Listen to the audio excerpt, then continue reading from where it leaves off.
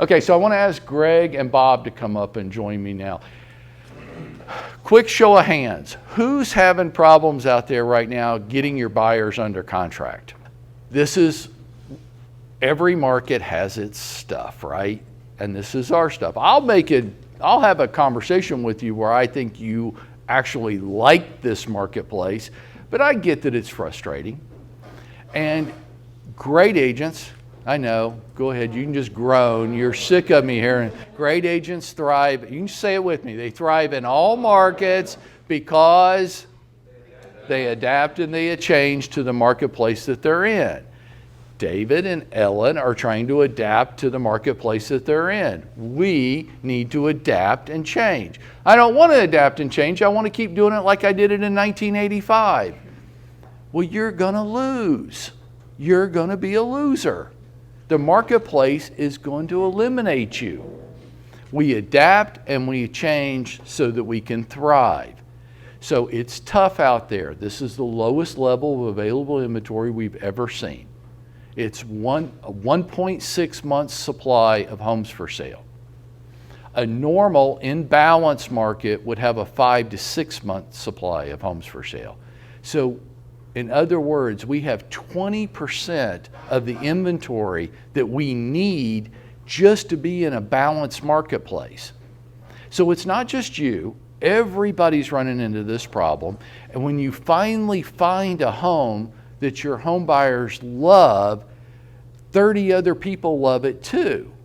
Yasleen was telling us the story the other morning of she was showing a house and there were 30 some cars lined up the street to get in.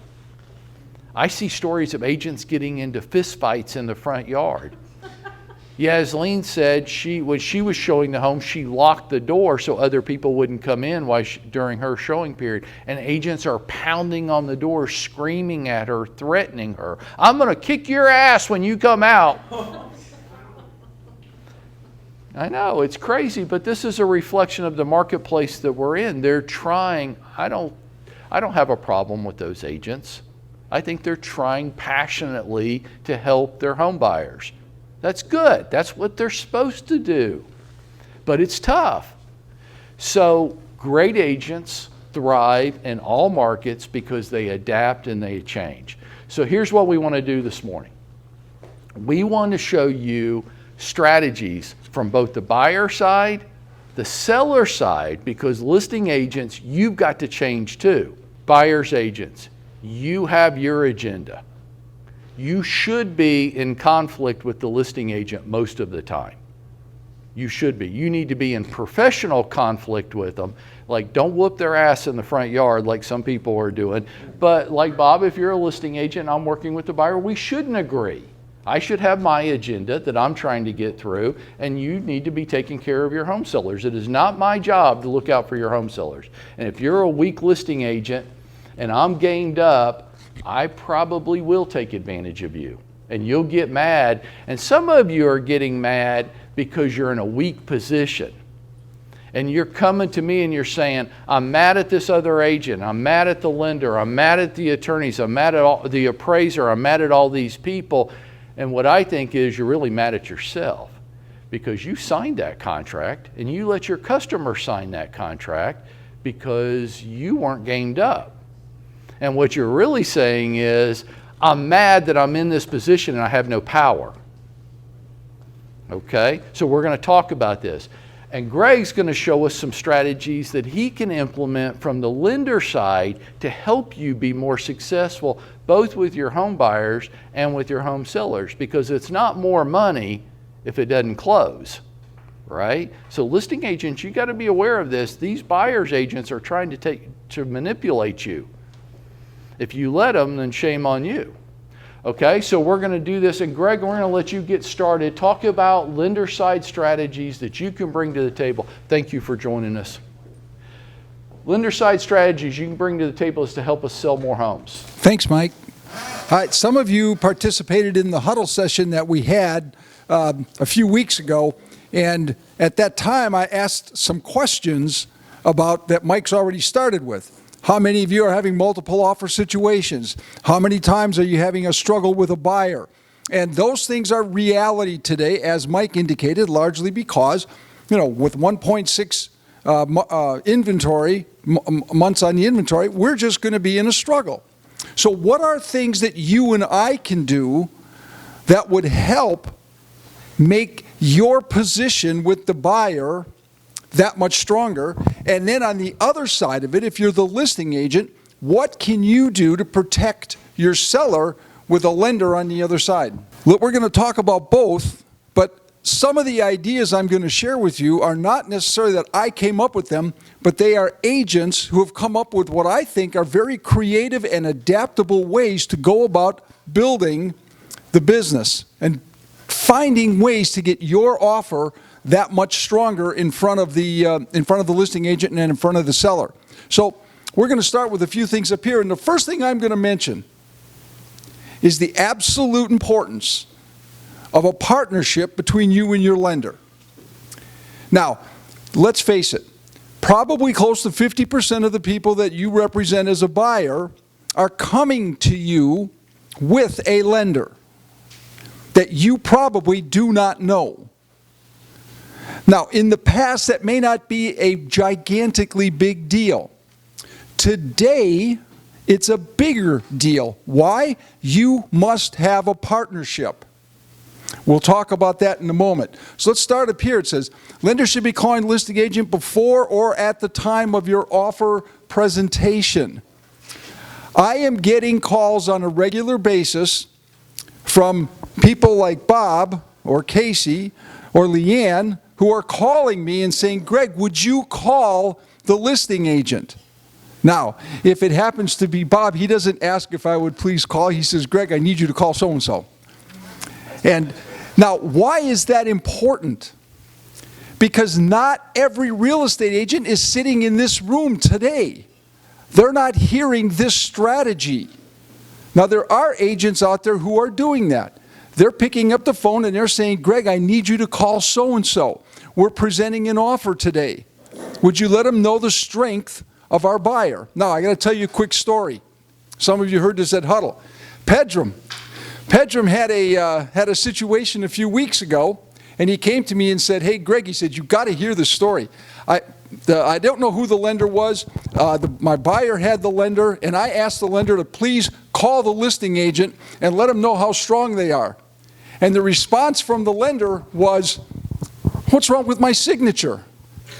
They've got my pre-approval letter. If that's not good enough, then tough. That's what the lender told his client, the buyer. So the buyer calls Pedram. Pedram says, what? He turns around and calls the lender and says, why won't you call him? He says, my signature should be all that they need. Pedram says, please, would you call?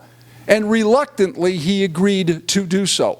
That is not a lender that you and I need to be working with in this market. Maybe that'll work in the future, but it won't work in this market. You need to have somebody that is with you like this. So that's the first step. Find a lender who is going to partner.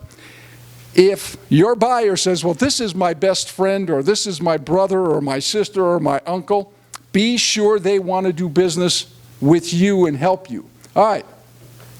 Your lenders on your team hopefully support you and your client. Cannot emphasize that enough. Lender cannot give confidential information, but they can provide supporting the strength of your client. Oh, we don't have to give out confidential information to let them know how strong the person is.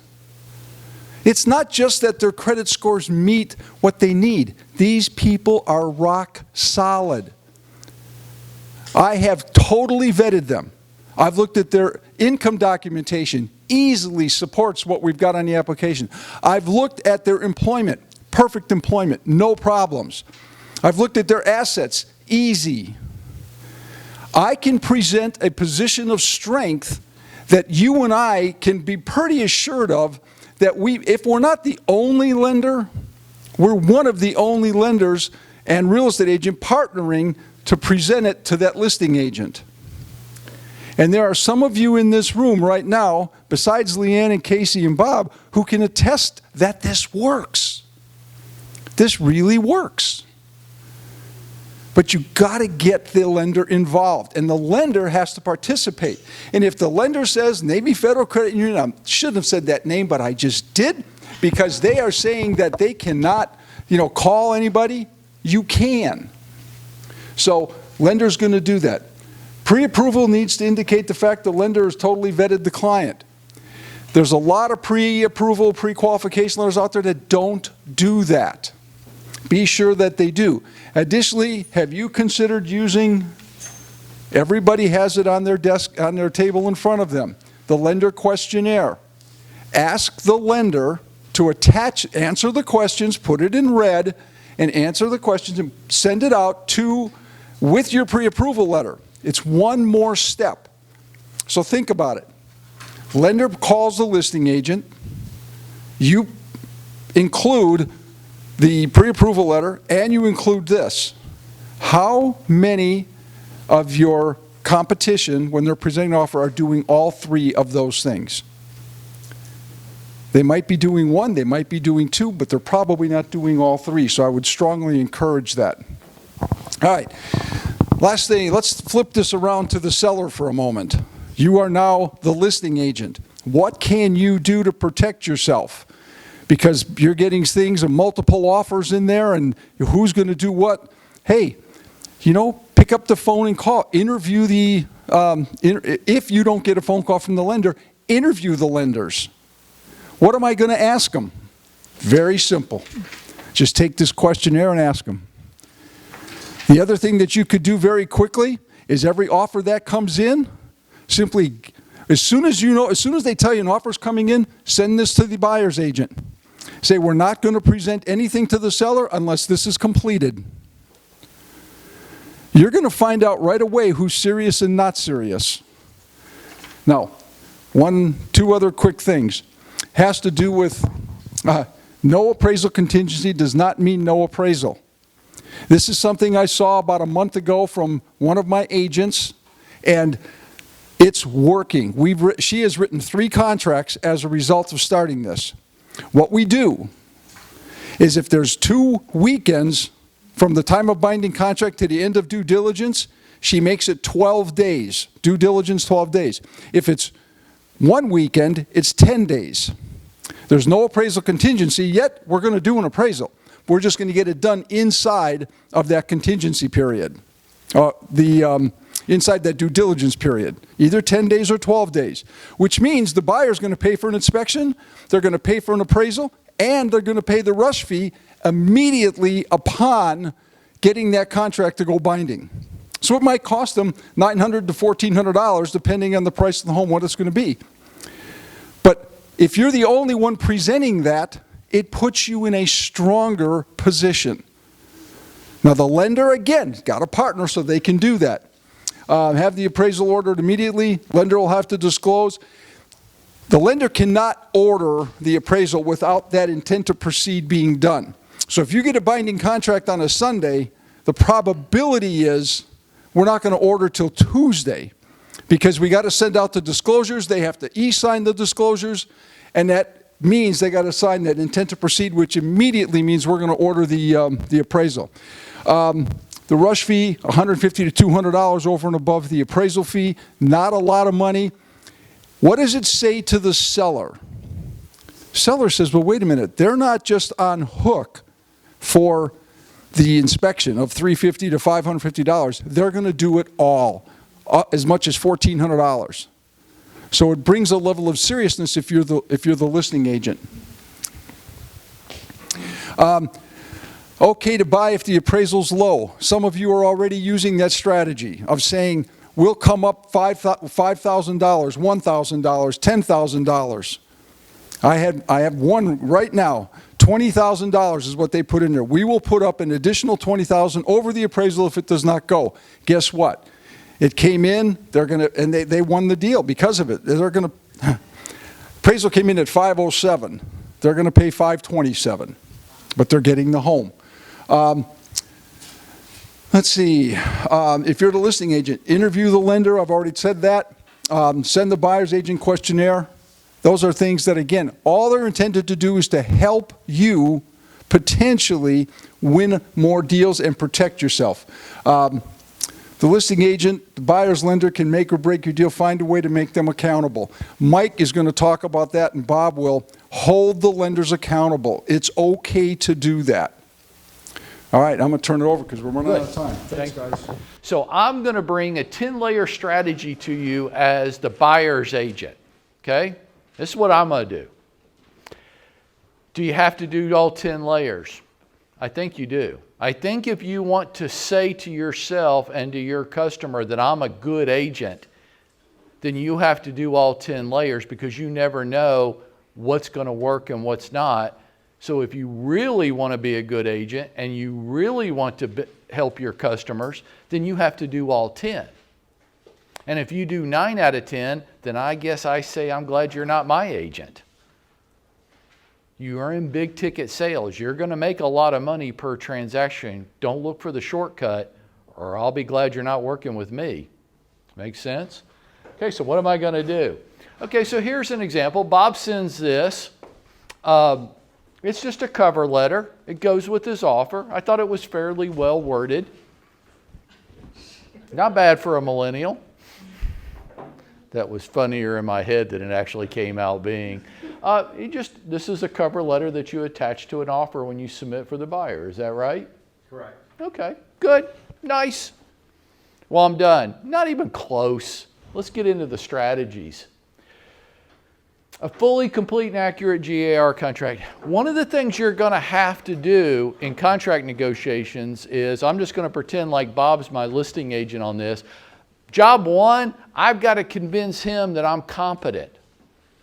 Because it's not more money to his customer if it doesn't close. And nothing spells incompetence more than a poorly written, incomplete contract. Especially misspellings. Like, fill out the damn contract. Complete. It's your job. And when you don't do that, he thinks, weak ass agent. Oh God, here we go. How many of you have worked with a really strong agent on the other side of a transaction? Okay, good. What was your feeling, Leanne, when you first recognized, like, no, the other agent knows what they're doing? What? Confidence. Huh? Confidence. Confident. They knew what they were doing, and I was confident that it was going to move forward. My reaction always is, oh, thank God. This is going to be so much better. I want your contract to work out because I want to work with you because it's going to make my life so much better.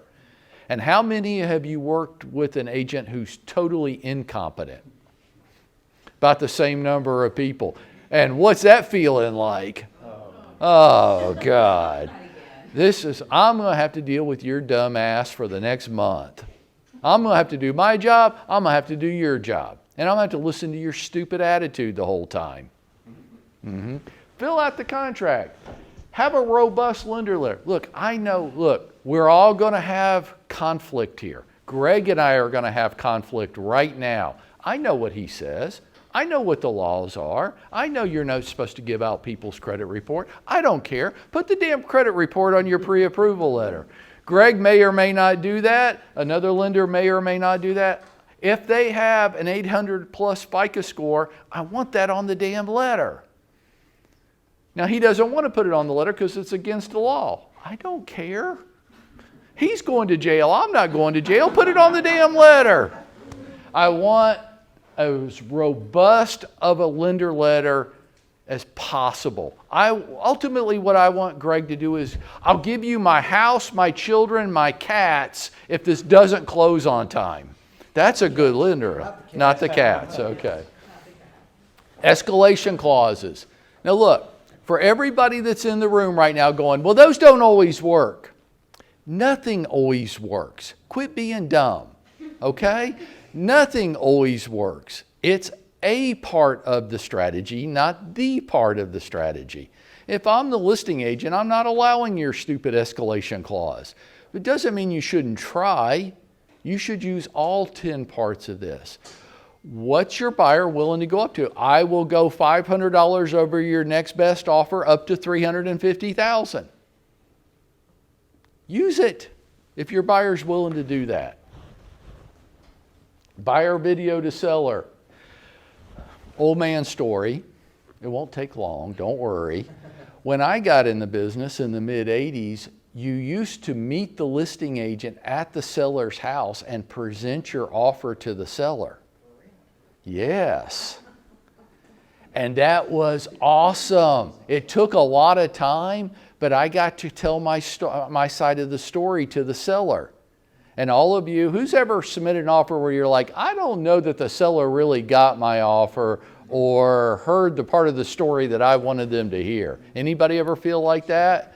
Well, we didn't have that problem back in the 80s because I would just meet at Greg's house and say, Greg, let me tell you about my home buyer and why they want your home and why you should accept my offer. And if there were other offers, they were sitting, those agents were sitting in the living room waiting for me to get done with my pitch.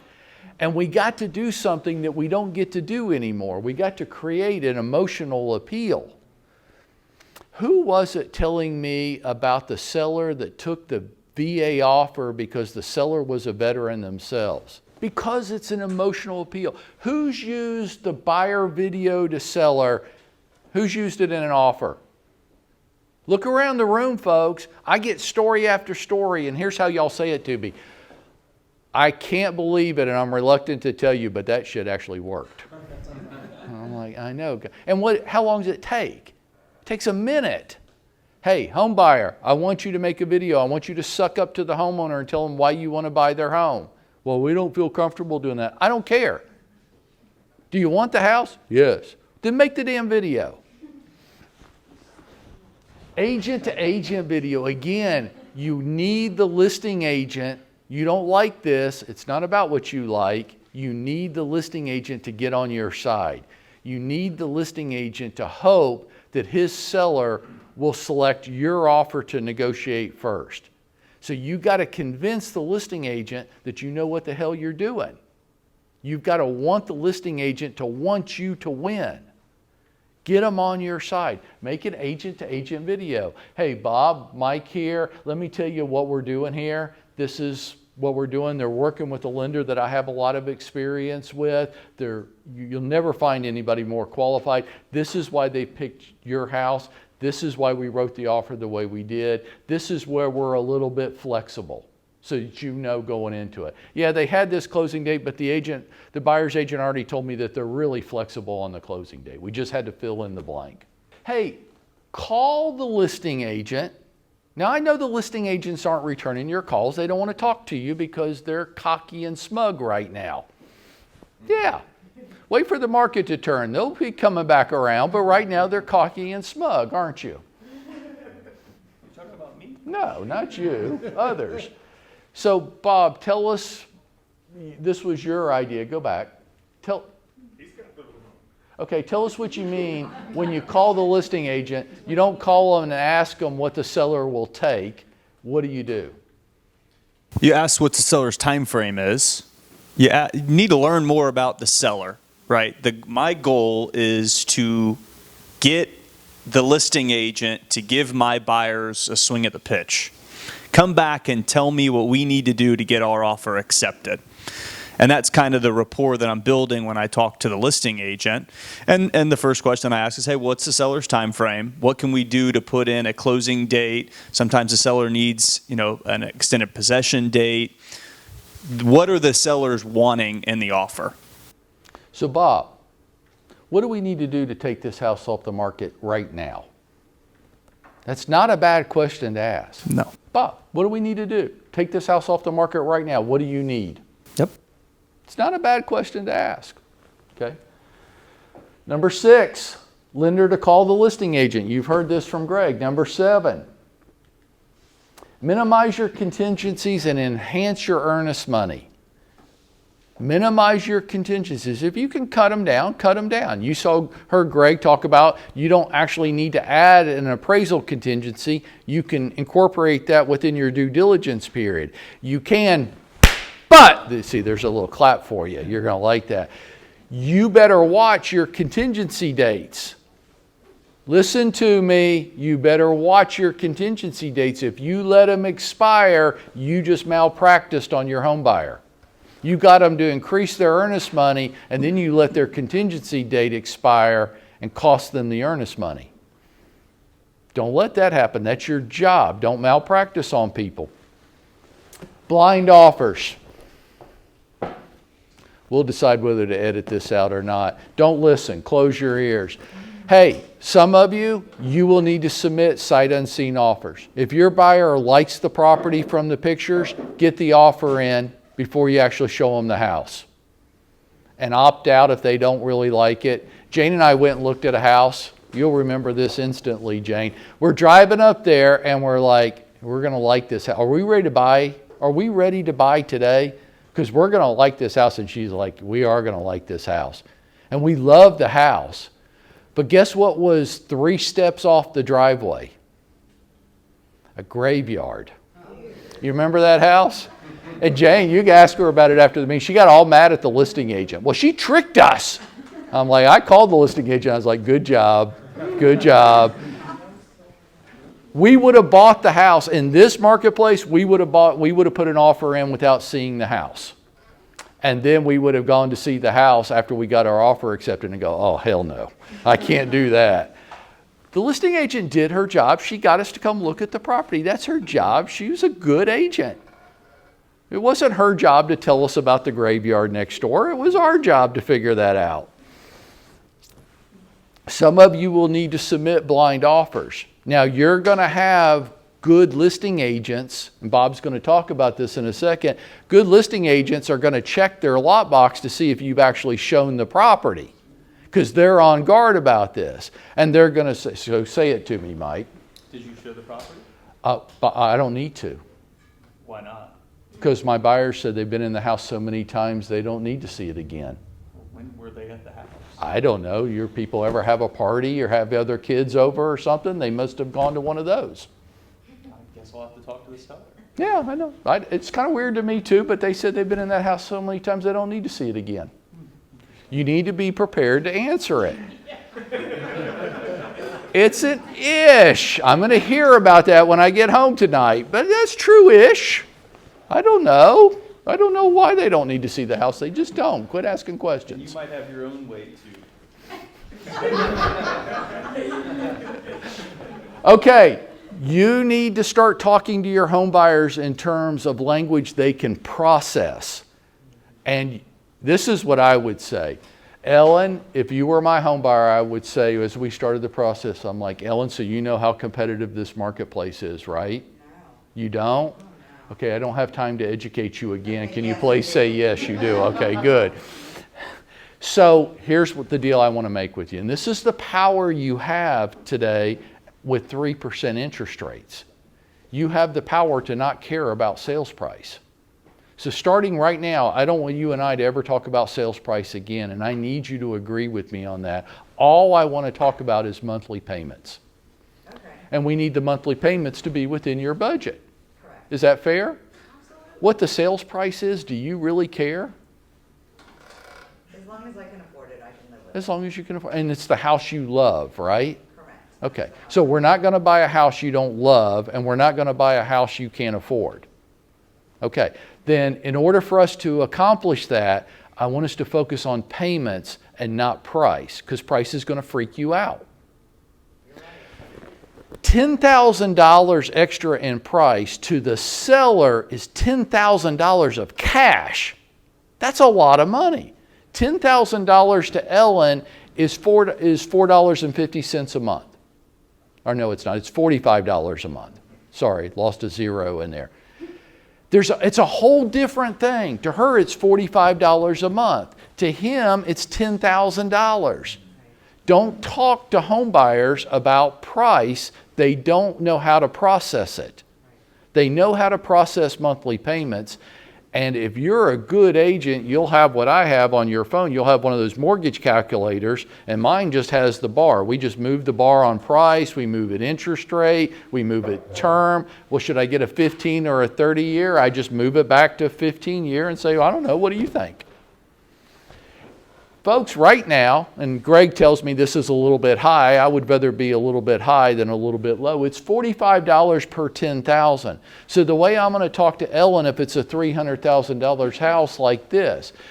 So Ellen, it's $300,000 is the list price, and you love this house. I do. You do. Where would you like to start your offer? At 300,000. Okay, great. Can I ask you a question? Sure.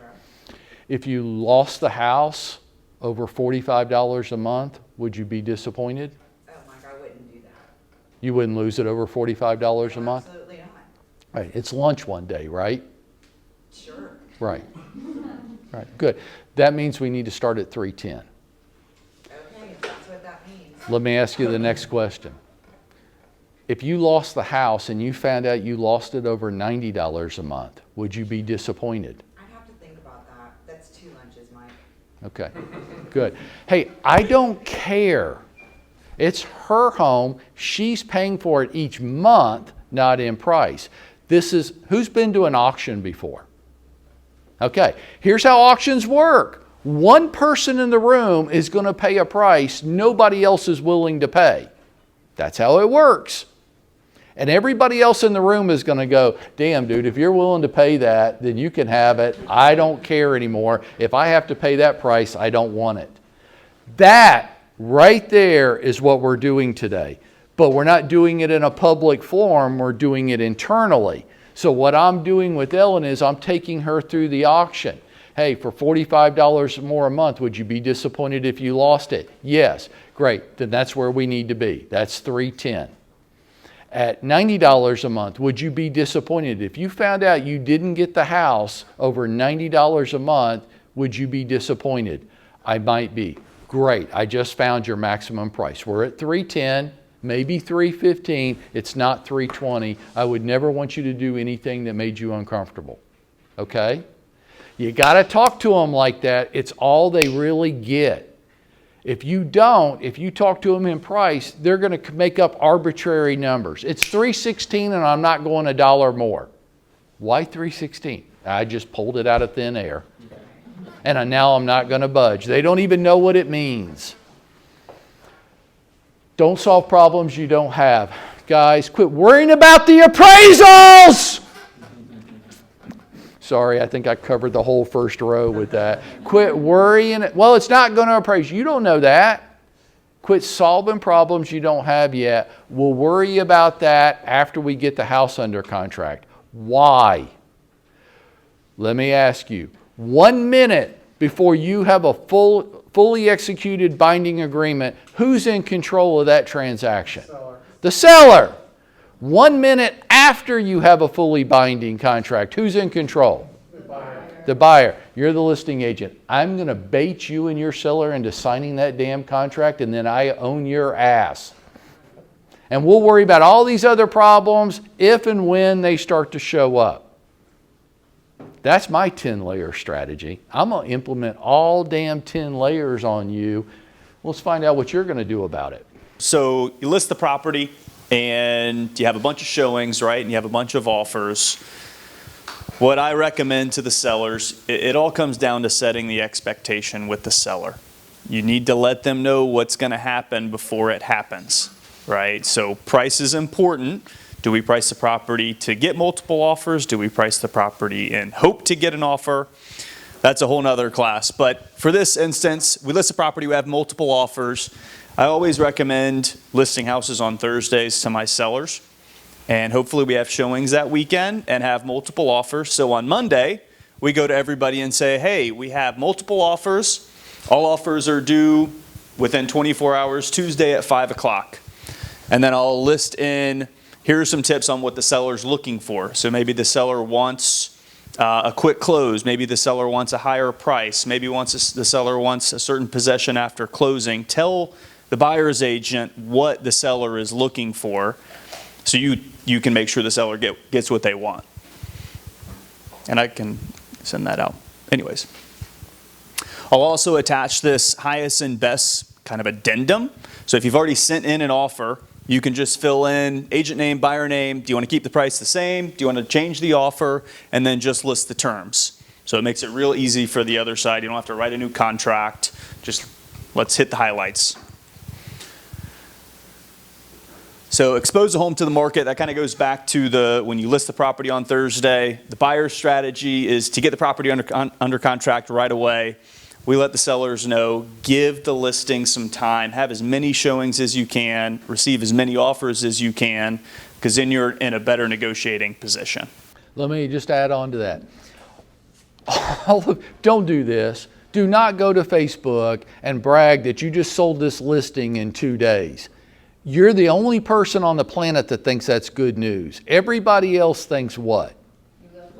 You left money on the table. You did harm to that seller. You shouldn't sell a house in 1 or 2 days.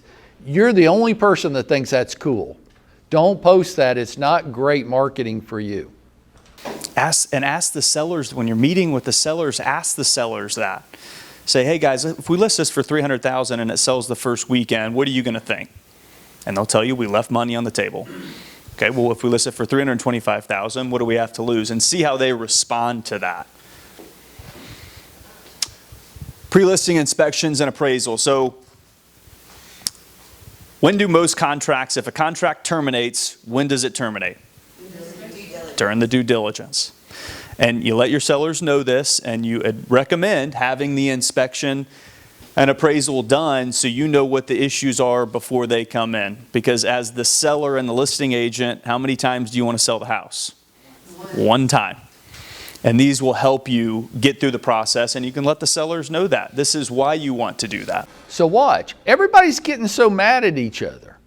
They're getting so mad because they're getting shocked. Like your sellers, they're taking their home off the market. They got $20,000 more than they listed it for, and then the appraisal comes in $20,000 low, and everybody's mad. Why are you getting mad? Why didn't you just spend $1,000 up front to know? Well, they're trying to screw me with their inspection thing. Well, you could have spent $1,000 up front and known what the defects with your home were and know what your house was going to appraise for, but your cheap ass didn't want to do that. You just wanted to put it on the market and then dare to be shocked and think that people are trying to screw you later on. They're not. Spend a little money up front and know the problems that you're going to have. And if the inspection and appraisals are good, you can use that and show that to other buyers and the agents. And that will make all the contingencies a lot shorter, and it'll make for a smoother transaction. Require all offers to have seen the house. So Mr. Blind Offers over here, check the super lockbox. And a lot of things that are happening right now is you're doing a lot of virtual tour showings, right? So ask the agent, has your buyer seen the house? Because if you tell me that the buyer's from out of state and they haven't seen the house yet, I'm probably not going to take your offer. Make sense? Use a lender questionnaire to interview the other lenders. So you get all these offers. You need to reach out to the other lenders to check the actual financing. Like the other lender that says, isn't my signature good enough? No, it's not, dude. We need to talk. And all of these questions are really good questions. They get to the point. They tell you the story. They tell you how rock solid they are or not. Again, request for highest and best. There is no reason not to. You get everybody's best offer. You get a little bit more time on the market. There's no reason not to request for highest and best. Reverse contingency. You listing agents that get so pissed off at the lenders and the selling agents and the appraisal because they're not returning my call. What is wrong with all these people? That ain't what you're mad about. What you're mad about is once your seller signs that contract, Greg doesn't have to return your call. Bob doesn't have to return. I don't have to talk to you. Nobody has to talk to you. Shut up and leave us alone. Now, what are you going to do about it? I can't do anything about it, and that's what I'm getting really mad about. And I'm just getting madder and madder and madder because people aren't behaving the way I want them to. Hey, Snowflake, here's all you have to do. Tell your seller, we're going to put a reverse contingency in our counteroffer. The seller reserves the same right that the buyer reserves to cancel this contract for any reason within the due diligence period. So Lisa, I'm the listing agent, you're the selling agent. I called you and you're not returning my call. Here's all I have to do. Lisa, you have until 1 o'clock to return my call today or I'm terminating our contract. Explain that to your home buyer. Hey, Greg, I've left you 3 messages. I'm not leaving you another one after this. You have until 1 o'clock to return my call, or I'm terminating the buyer's contract and telling them why. Your lender won't return phone calls. Have a nice day. I don't have to get mad at anybody. You leave that message for them. You're getting the call back. You're getting the response to your email. Quit giving away all the control. If you're on the listing side in this market, maintain your power. If you want the right to terminate for any crazy reason that you want within 10 days, well, we want the same thing. Well, we have to pay for an inspection and you could just terminate. Yeah, and we had to take our house off the market. So I guess we both got some skin in the game here, don't we? Quit giving away your power. And to add on to that, you want the buyers to order the appraisal right away. So if they don't order the appraisal right away, that gives you the opportunity to terminate the contract. But the second thing is a lot of sellers turn into buyers. And the seller's concern is, well, what if we don't find anything? And that due diligence period gives them an opportunity to go look at other houses and make them feel more comfortable. If they don't find a house, that they still have the opportunity to terminate the contract. So that's a helpful tool on a listing appointment. Seller to buyer evergreen video. You want a new idea? We talk about buyer to seller videos, right? Here's why I want to buy your house. Bob, what's on every listing you sell, what is it that they want to, what's the buyer side want to know? Why are they selling? Why are they selling their house? What's the big secret? When you put the house up for sale, pull out your phone and say, hey guys, I want to make a 1-minute video that we give to all the prospects interested in your home, where you tell them why you're selling the home, because they all want to know, and you tell them what you have loved the most about this house. And there is something with all houses, it might be a reach, but there's always something. Seller to buyer evergreen video. You just make it once, it's a 1-minute deal. Talk to people that are looking at your house. Tell them what you've loved about the house and why you're moving, because they all want to know, right? The video is good. Another thing to add on to that is you can have them write a letter too, and you can leave the letter on the counter so when the buyers walk in, they can read it. Yeah, what is it? Do we just go back in the future? Is this like 1990? Leave a letter on the countertop? Make a damn video and put it in your listing. You think all the buyers agents are sending that to the buyers? I think it's there. No chance in hell. Go back to the future. Why not do both? Okay, I'll compromise. Thank you. There you go. Here we go. Put it in the listing. You have attachments you can put Next. in there. So as the seller's agent and as the seller, you want the buyer to put down as much earnest money as possible. You want the shortest contingencies as possible. Mike will use this example. I think it's a little dramatic. Make it what the down payment is. Doesn't hurt to ask. Hell yeah. Oh, you're putting 20% down on your mortgage? Great. That's our earnest money. Why not? Why not? If you're not going to back out on your contract in default, why not? If you're in a position where you have 30 offers on the table, one buyer might do it. And what are the odds that they're going to get buyer's remorse and wimp out on you if they got 20% earnest money up? They ain't. It's, you know what? If nothing else, it's a fun little conversation to have with the buyer's agent. Well, if you're putting 20% down and you're not going to default on your contract, what are you concerned about? Oh, that's crazy. That's crazy. We would never do that. I'm just curious why. No escalation clauses. See, we're supposed to be in conflict. Look, as a seller, it's an internal auction. You don't want them to know what they can buy the house for. If I'm the listing agent, I don't want you to know. I want you to go, well, is $316 enough? I don't know. Maybe we should go to $320. It's a guessing game. You don't want them to have a known. It's to the seller's advantage for there not to be a known. I don't know, Mike. Make that shit up and let's see how high you go in your own head. It's to my advantage. And some of you have seen this happen where you get like 5 offers and 4 of them are all clustered together and one of them just blew everybody away. That's to your seller's advantage. Don't accept escalation clauses if you're on the listing site. It does not help your seller. And as a listing agent, if you send me an offer that has an escalation clause, you just told me what your highest offer you're willing to go to.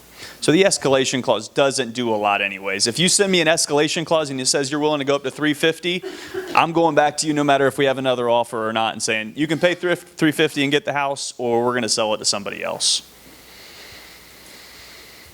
Tightened contingency period. So again, this goes back to how many times you want to sell the house. You just want to sell it one time, and the tighter your contingencies are, the more control of the transaction you have. So due diligence period is the most important. Appraisals are very important. If the financing's rock solid, why can't they make an offer with no finance contingency? And if you have multiple offers, you're in a position where you can counter.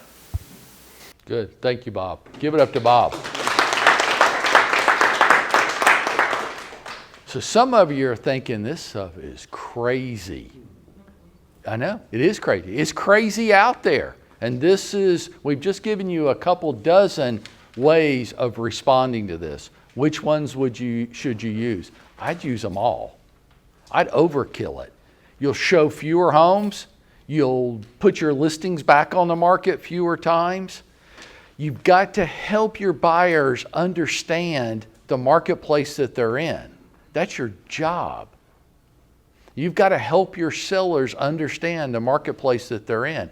These sellers, who's familiar with the comedian Louis C.K.? I love Louis C.K. It's totally inappropriate humor. But he does have one thing that he does. Everything's amazing and nobody's happy. And it reminds me of the real estate market today. Everything's amazing and nobody's happy. What you didn't know existed 15 minutes ago, now's not good enough for you. You put your house on the market for $300. We got an offer up to $350. The appraisal comes in at $325, and you're pissed off.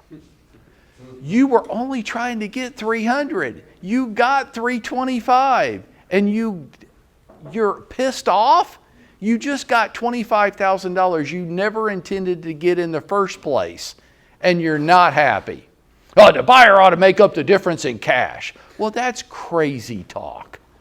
You just sold your house for more money than you were even trying to get, and now you're not happy.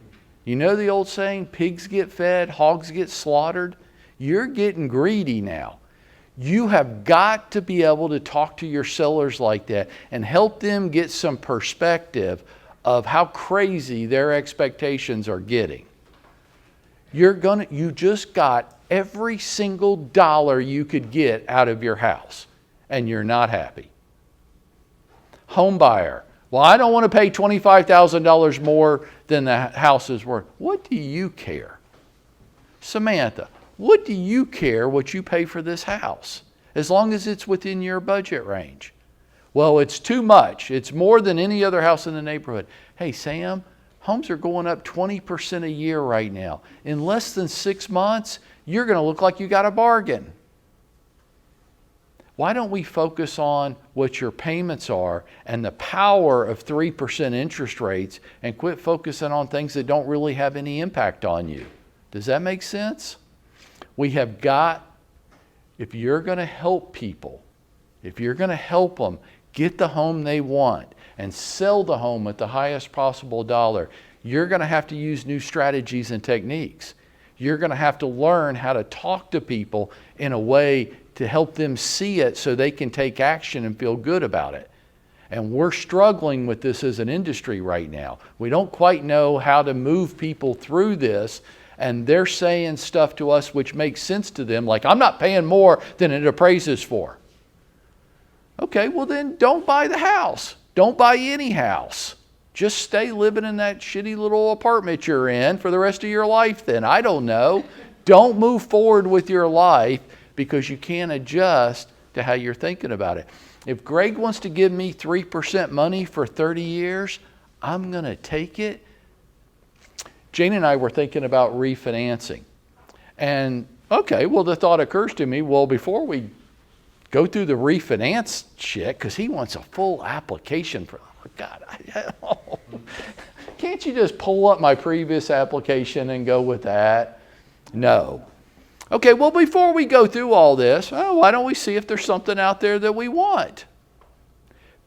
And so I asked Greg, hey, Greg, I'm at 4.5 and rates are at 3. How much more house could I buy and keep my payments the same? That's the power of crazy low rates. And you've got to help your home buyers understand that they're not getting taken advantage of by Bob. They are taking advantage of the marketplace. And then they'll have that oh shit moment like, oh, I hadn't thought about it like that. And then they'll be able to move forward.